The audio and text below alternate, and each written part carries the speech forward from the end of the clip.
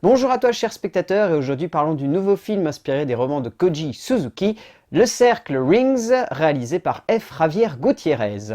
L'histoire est bien alors que la malédiction de Samara continue de se répandre un petit peu partout dans les États-Unis, la jeune Julia va essayer d'aider son petit ami Anthony qui a vu la vidéo, la fameuse vidéo, pour un projet d'étude, va comprendre pourquoi dans sa fac, et elle va voir la vidéo pour justement lui enlever la malédiction, sauf qu'ils vont découvrir que sa vision de la vidéo est un petit peu différente de ce qu'ils ont vu. Le projet date d'il y a un petit moment quand même, parce que le précédent film, donc réalisé par Hideo Nakata, qui était donc Le Cercle The Ring 2, avait été un énorme échec. Le film n'avait pas du tout convaincu, malgré le fait que Gore Verbinski, avec son remake de 2002, avait vraiment su dépasser sur certains points l'œuvre de Hideo Nakata de 97, mais était forcément ralenti par le fait qu'il avait cette étiquette de remake à poser. Là, pour le coup, on est plus proche de ce qu'avait voulu faire Tsuruto sur Ring Zero, avec le film de F. Javier Gutiérrez. Il a voulu vraiment essayer de capter l'origine du personnage, donc de Sadako dans les films Ringu, et donc ici de Samara dans les films The Ring. Personnage donc qui est extrêmement ambigu et qui a deux histoires totalement différentes en fonction du Japon et de l'Amérique. Forcément, puisque le personnage, entre guillemets, aux États-Unis ne représente pas la même histoire que le personnage au Japon qui avait quelque chose d'ancré dans la société. Le film n'est pas du tout convaincant, parce qu'il s'éparpille dans plein de directions et il ne sait pas vraiment quoi nous raconter au final.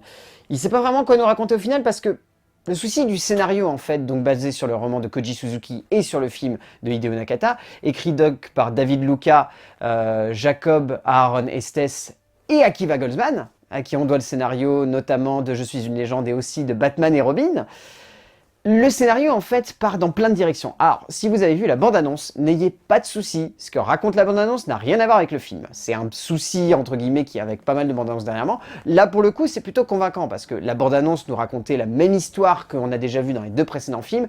C'est totalement différent. C'est vraiment une origin story sur le personnage de Samara qui essaye de remonter jusqu'à ses origines et de comprendre comment la malédiction a pu avoir lieu. Ça, c'est un point qui est vraiment intéressant. Le souci, c'est que le long métrage l'emmène dans une direction qui nous perd au bout d'un certain moment. On n'arrive pas à comprendre le sens que veut amener les trois scénaristes à ce personnage. Et donc, résultat, ça nous bloque. Ça nous bloque et c'est assez difficile à comprendre parce que durant une bonne partie du temps, on est vraiment fasciné par cette histoire. On est vraiment fasciné parce qu'il y a une galerie de personnages qui jalonnent le long métrage qui est vraiment passionnante. J'évite de trop vous en dire justement sur cette galerie de personnages parce que c'est une galerie qui est vraiment, vraiment intéressante et qui est pas trop stéréotypée au final. Qui a des clichés, qui a des énormes points qu'on arrive à voir à 10 km à l'avance, mais ça reste assez subtil pour faire qu'au fur et à mesure qu'on voit le film arriver, on se dit d'accord, ça je l'avais deviné, mais pour autant, est-ce que c'est pas un peu surprenant? Et c'est ça en fait qui arrive à emmener le long métrage vers des recoins qu'on n'attend pas forcément. Ça n'empêche que voilà, il y a des énormes points qui sont faciles à deviner, qui sont faciles à voir venir, qui sont pas du tout entraînants, qui bloquent pas mal le long métrage, mais vraiment qui le bloquent, qui nous coincent. On n'arrive pas du tout à être immergé dans l'histoire parce qu'il y a des moments où on se dit ça n'est pas du tout cohérent.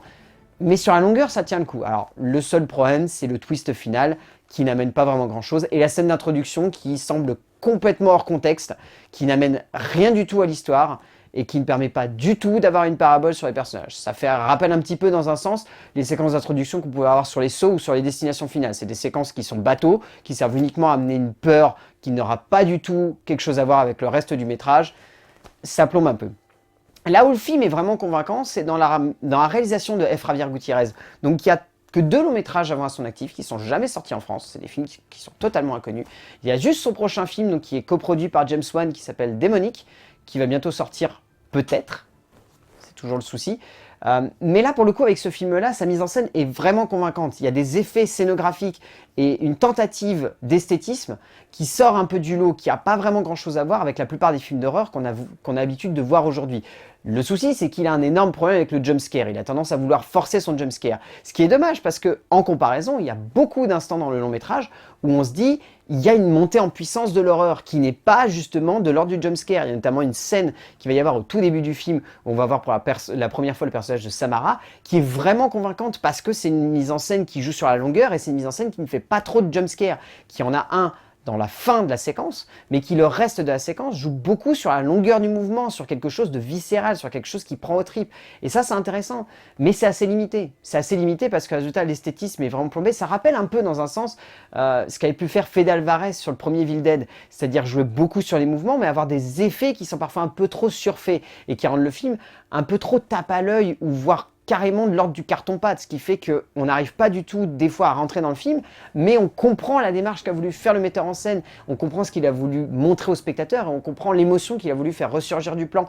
Là, c'est pas vraiment le cas, parce qu'il y a quand même énormément de séquences où on sent qu'il veut faire peur, mais qu'il n'y arrive pas parce qu'il se sert d'outils cinématographiques qui font générer une peur factice, une peur de l'instant et pas une peur sur la continuité.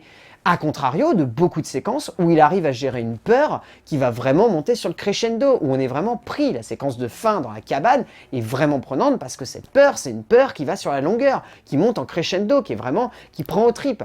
Et là-dessus, ça marche. Et il y a ces espèces de deux conceptions du film qui se jalonnent du début à la fin, et ce qui fait qu'on n'arrive pas vraiment à comprendre où a voulu en venir F. Javier Gutiérrez. Là où le film est plutôt intéressant, c'est dans son casting. Au niveau du casting secondaire, il y a Vincent D'Onofrio, ce mec-là a vraiment une gueule terrifiante, en plus il joue un aveugle, c'est juste parfait, ça rend vraiment bien. Johnny Galecki, Léonard Hofstadter, qui joue un scientifique, un prof de maths en plus, un prof de maths appliqué. C'est surréaliste, les premières séquences où on le voit, on se dit ok, les mecs ils ont The Big Bang Theory, ils ont voulu le caser là-dedans. Alex Rowe et Mathilda Lutz, qui comme les deux personnages principaux, donc Julia et Anthony, sont plutôt bons sans s'être vraiment transcendants. Ils ont 2-3 séquences où ils sont plutôt marquants, mais sur la longueur ils tiennent pas vraiment la route. C'est un peu le souci, c'est ce qui marche pas dans le long métrage, c'est que les deux acteurs principaux font très factice. À l'image un peu du long métrage, au final Le Cercle Rings, c'est un film qui sonne factice, malgré toutes les idées et malgré une certaine ambition qu'il va avoir dans le développement de son histoire et dans le développement de son personnage, ça reste un film qui est assez faux par moments, mais qui a des bonnes idées d'horreur, mais qui n'arrive pas à les tenir jusqu'au bout. C'est un film bancal au final. Donc Le Cercle Rings de F. Javier Gutiérrez, c'est pas le meilleur film à voir de la série, rabattez-vous plutôt sur les originaux japonais ou même sur le premier film de Gore Verbinski, mais sinon, passez votre chemin si c'est pas trop votre cam. A plus!